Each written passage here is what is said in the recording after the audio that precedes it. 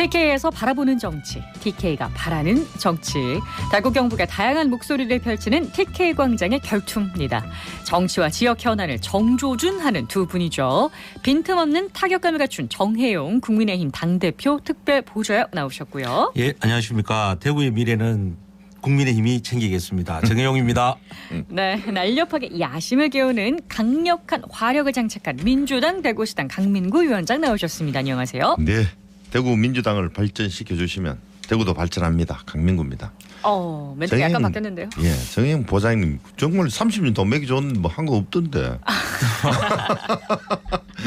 제가 챙기겠습니다. 그렇습니다. 또 우리 지역 챙기겠다고 말씀하시는 두 분과 함께 오늘 우리 지역 이슈부터 한번 짚어볼 텐데요. 선거법 위반으로 최근에 김충섭 경북 김천시장이 구속이 됐고요. 영덕 군수 영주시장 대구 달서구청장도 재판 중이죠. 단체장들의 재판과 구속이 지역에 미치는 영향이 크다는 걱정이 많은데요. 두 분은 어떻게 보시나요? 우선 이제 우리 당 소속인데요. 네.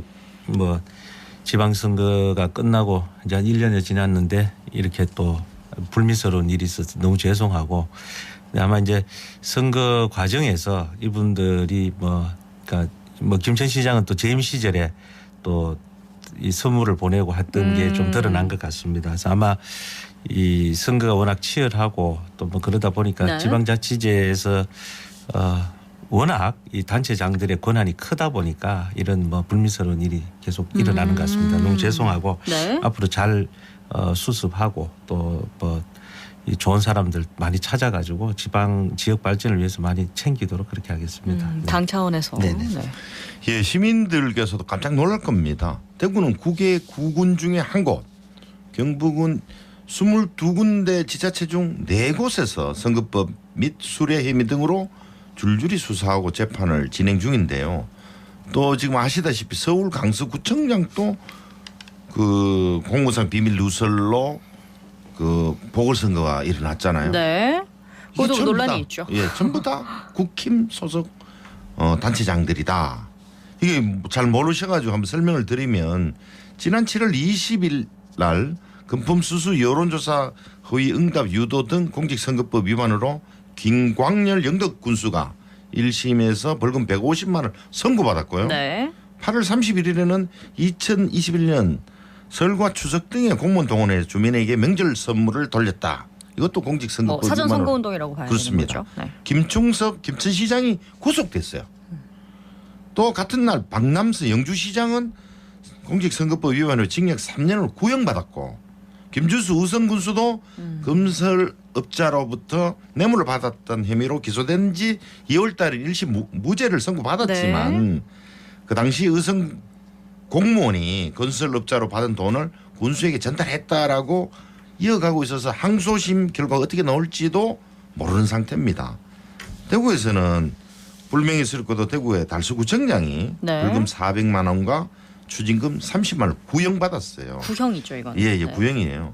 정말 이래 되면 단체장이 이래 되면 공무원 분위기는 어수선해지고 지역 현안 사업은 겉돌게 되지 않겠습니까? 그러면 그 피해는 오롯이 해당 주민들에게 돌아간다. 네. 지역 주민들에게. 예. 그리고 단체장을 견제해야 될 지방의회조차도 또다시 국힘이 다수당이라서 네. 견제가 잘 안 되고 있는 것도 큰 문제다. 이래 말씀드리고 싶습니다. 견제가 힘들다. 사실 이제 할 말 없지요.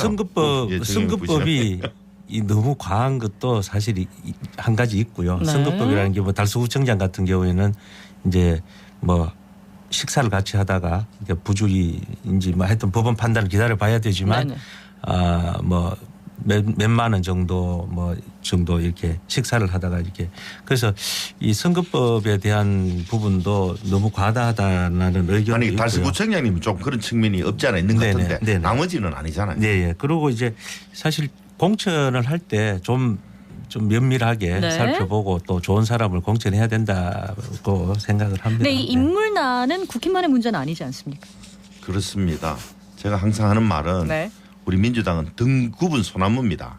등급은 소나무가 선사를 지키듯이 우리 민주당 인사들도 써보면 괜찮은 제목을 아는데 그 제목을 깎지도 않고 안 쓴단 말이에요.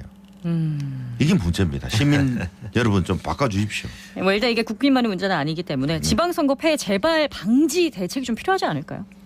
예, 뭐 그러려면 이제 인재를 등용하는 뭐 이제 또 내년에 또 선거도 네, 있으니까 이 부분을 공천이라는 부분이 정말 잘 진행이 되도록 네. 또 좋은 사람이 많이 등장할 수 있도록 공정하고 또 균형 있는 그런 공천이 돼야 된다고 네, 생각합니다. 우리 강민구 위원장님께서 뭐 구형과 선고 내용 좀 쫙 짚어주셨는데 이제 당선 무효형이 가장 우리가 이제 관심사잖아요. 그렇습니다. 이게 만약에 최종 사법적 판단이 올해 안으로 나온다 하면은 내년 총선에 어떤 영향을 미치게 될까요?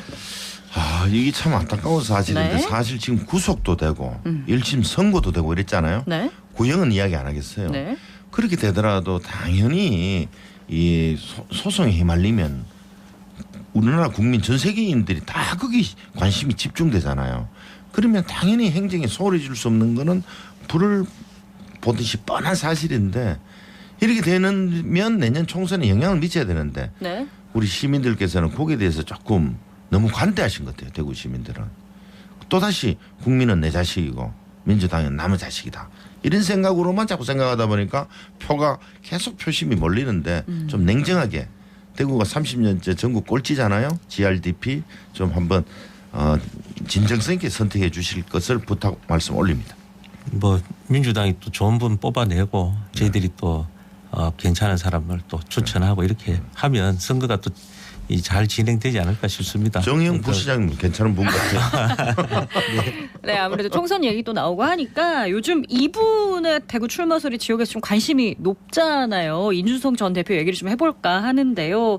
자, 이준석 전 대표가 대구를 좀 자주 찾습니다. 오늘이랑 내일도 지역 특강이 예정이 돼 있다고 하는데 이분의 행보 여야 시각으로 분석 한번 해볼까요? 이준석 국힘 대표가 치맥 페스티벌에 오셨잖아요. 그렇죠. 홍준표 악수도 시장하고 하고. 아주 다정하게 사진도 찍고 네. 어제는 대구대 오늘은 경일대에서 또 특강도 있더라고요. 그래서 또 어제는 라디오 방송에서 출마를 뭐 대구에 가장 안 된 소위 말하는 질이 안 좋은 사람 지역구에 가게 될 수도 있다 이랬는데 노원병에 출마 계속 하시겠다 이랬는데 저는 이분이 대구 오지는 않습니다. 확실합니다. 네. 본인 스스로 수도권에 출마해서 거기를 돌파해내야 이분이 이때껏 수없는 말들을 해온 것이 진정성을 가지게 돼요. 험지로 가야 된다. 예. 근데 대구 와서 무소속이든 뭐든 네. 국힘이든 당선이 되면 그냥 대구에 많고 많은 국힘의 국회의원 하나 돼요 그냥. 그러면 지금 이분이 85년생 37세밖에 안 젊은 정치인인데 미래가 없어져요. 그냥 상징성이 떨어지죠. 상징성 떨어지죠. 한데 윤 대통령 실정에 대해서는 신랄하게 비판을 해줘서 우리 민주당 입장에서는 감사한데요. 그런데 이분이 네. 나쁜 버릇이 하나 있는 것 같아요. 어떤 이게 버릇이죠? 20대 남자하고 20대 여자를 살짝 갈라치게 하는 발언을 살짝 슬쩍 대표할 때 많이 있습니다. 네. 그래서 지금 현재 국힘 20대 남자들은 국힘을 많이 지지하고 20대 여자들은 민주당을 지지한다는 자료가 많이 나오고 있거든요. 이게 그 갈라치기에 있는 건데 이거 잘못 배우고 계신 거죠. 네. 예. 정치 저는 이준석 대표가 이제 어제는 뭐 라디오 나오셔가지고 이제 뭐 노원에 집중하시겠다 서울에서 당선돼가지고 뭔가 이 하나의 모범을 보이시겠다 하셨고 뭐 그건 참 바람직한 일이다 본인 스스로가 이제 그렇게 결정을 내리셨으면 근데 아마 대구에 출마하겠다라고 한 거는 설이죠. 좀 설. 네. 그러니까 뭐 지난 치맥에 자주 오셔가지고 오시니까. 네. 치맥도 오고 또 뭐 특강도 대구에서 오고, 특강도 네. 하니까 대구 선거판을 한번 흔들어 보고 싶다는 생각도 있는 것 같아요. 솔직히 그래서 네. 뭐 그런 부분도 뭐 한 사람 하나의 미꾸라지가 되겠다 지역에서 뭐 그런 생각도 가지시는 것 같고요. 뭐 공천 똑바로 해라. 공천 똑바로 안 하면 내가 무소속으로 나와서 심판하리라. 뭐 이런 생각도 하는 것 같고. 근데 뭐 좋아요. 근데 이 당에 그래도 큰 소중한 자산이거든요. 네. 우리 당에는 또 그래서 잘 좀 이 어려운 시기를 잘 극복해가지고 당에도 좀 좋은 자원으로 계속적으로 성장했으면 좋겠다. 근데 지금 네. 본인이 다 성장했다고 생각하면 저는 안 된다고 봅니다. 그렇습니다. 정치인은 네. 안 한다 소리 하면 안 돼요. 그리고 안 한다 하는 순간 관심도가 사라지거든요. 그래서 계속 안 한다 소리를 안 하다 보니까 이준석 대표가 그렇게 대답을 하신 것 같은데 하여튼 큰 정치인이 되려면 정치인의 큰 소명이 뭔가 아세요?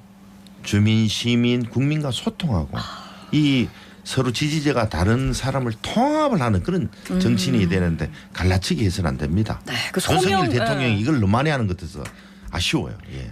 소명 얘기하셨으니까 예. 소명으로 지금 가득 찬 분이 이재명 대표가 아닐까. 아니 지금 이재명 대표의 단식 농성이요 13일째입니다. 13이라는 숫자가 쉽지 않은 숫자거든요. 이거 일단은 출구 전략이 있을지 단식의 의미부터 먼저 짚어보죠. 근데 제 생각에는 이제 단식을 들어가실 때 모두가 언론에서도 그렇고 뭐 왜? 목적이 없다. 그러니까 왜 시작했는지 국민들도 지금 납득하기는 어려울 거예요. 뭐 차라리 후쿠시마 방류한다고 했을 때 처음부터 그냥 단식을 하셨으면 국민들이 이게 네. 정말 국가를 위한 거구나. 근데 지금 왜 들어가셨을까라고 하고 나니까 이제 그만두고 둬야 되는데 제가 보니까 뭐 언론에서 이 비추는 모습을 보니까 좀 많이 힘들어 보이시더라고요. 그러면 이 건강을 위해서라도 뭐 대한민국에 그래도 지도자 한 분인데 건강을 챙기셔야 되는데 출구 전략은 누가 말 건강이다. 잃어 뭐 네. 다들 들어가도 네. 그 출구를 정해주기가 힘든 것 같아요. 그렇다고 여당 대표가 가서 말려라. 근데 그 뭐 뭘 주고 말릴까요? 그러니까 저는 참 출구 전략이 참 어렵다 이런 생각이 듭니다. 지금 정혜용 당대표 특별 보좌관께서 네. 그 야당에 대해서 관심이 없어요. 지금 단식하는 이유는 이제 윤석열 정권의 계속 이념 갈등 이런 거 부추기지 말고 폭정을 저지하자. 그리고 민생 경제 살리자. 그러다 보니까 시원찮은 국무위원 내각 사퇴하라 이거거든요. 쇼하려고 하는 게 아니고요. 패러다임의 전환을 예, 바란다. 사직생의 각오로 지금 하고 계시고 나라가 무너지고 있다고 생각합니다. 그런데 아무리 169석을 가진 야당이라도 뭐 이야기할래야 이야기 받아주지도 않으니까 마지막으로 선택한 게 단식이에요. 단식을 해가지고 지금 13일 찬데도 불구하고 또 그리고 검찰이 지금 오늘 또 검찰에 출두하시겠다 네네. 그랬잖아요. 6번째 출두고 단식한 이후로 지금 2번째 출두인데 정말 쓰러질까 봐 걱정인데 역대 있지 않습니까? 예의상 역대 김영삼 그 전 대통령께서도 야당 대표일 때도 단식할 때 전두환 정권에서도 말렸고 예를 들면 김대중 전 단식하실 때도 또 말려가지고 지자체가 1995년에 시행될 수 있었고 여러 가지 단식을 하면 네. 뭐 당시에 청와대 지금 용산에 정무수석을 보내야 된다고 아니면 당의 원내대표를 보내든지 해서 이거 너무 위험합니다. 거둬 주십시오라고 하는 건데 네. 관정 DNA가 엿보인다 하는 국민의 당대표 단식장에 와서 깽판 치는 국힘 그 그러니까 옆에 와가지고 이재명 예. 대표는 소통을 원하는데 그렇습니다. 이제 소통이 안 이루어지는 중이다. 예. 그 와중에 지금 또 검찰도 출석을 해야 되고요. 예. 그럼 앞으로 검찰 수사나 구속영장 청구 어떻게 전개가 될지는 어떻게 생각하십니까? 오늘 뭐 지난 9일날 네. 출석하셔가지고 근데 서명을 안 하셨어요. 다 읽어보시고 9시간 계시면서 근데 오늘은 들어가셔가지고 천천히 본인의 진술에 대한 서명이 있어야 뭐 구속 여부도 결정을 할 건데 마무리를 좀 지어주셨으면 좋겠다. 그래야 다시 또 안 불려갈 거 아닙니까? 이 사건에 대해서는 네. 홍준표 또 시장이 한 말이 있어요. 홍준표 시장께서 아니 어떻게 이렇게 예전에는 큰 사건이라도 2달만 하면 끝냈는데 2년 하고도 아무 그게 없으면 무능한 건지 사건이 잘 안 되면 질질 끌지 말고 나머지는 포기하든지 이런 거를 페이스북에 올리셨거든요. 네. 홍 시장 또 검사 출신 아닙니까? 그래서 홍 시장께서도 이재명 대표가 죄가 없다고 생각하시는 것 같아요. 그런데 요즘 검찰은 인디안 기우제식 수사를 해요. 비 올 때까지 기우제 지내고. 아니 홍 시장님은 예. 이런 거 내가 맡았으면 바로 정리한다 이런 말씀으로 이해해야 되지 않을까요? 아니에요. 이제 그 말고 홍준표 시장 말고도 똑똑한 대한민국 검사들 많아요. 그래서 70여 명이 2년 동안 400여 차례 압수수색했는데 아무것도 없다. 멀어뜨려 먼지 털어 안 나오는 사람 맞냐 이런 식으로 끝까지 내년 총선까지 끌고 가겠다는 이 전략 뻔히 보입니다. 국민을 무서워해야 돼요. 아니, 저는 국민을 무서워하는 게 아니라 이재명 대표가 본인 스스로를 솔직히 했으면 좋겠어요. 검찰이 이 증거가 하나도 제시 못하더라. 저는 그 발언을 듣고 좀 섬뜩했어요. 그러니까 증거가 없으니 나는 무죄다. 이게 법률가들의 이 대체적인 그런 반응이거든요. 본인이 아실 거예요. 내가 어떻게 했는지를. 솔직하게 인정하시고 그 정황 증거라든가 이런 부분을 보고 빨리 사인하시고 나오시는 게 좋다. 저 사람은 죄가 있다고 생각하면 모든 게 다 죄가 있는 거로 보이고요.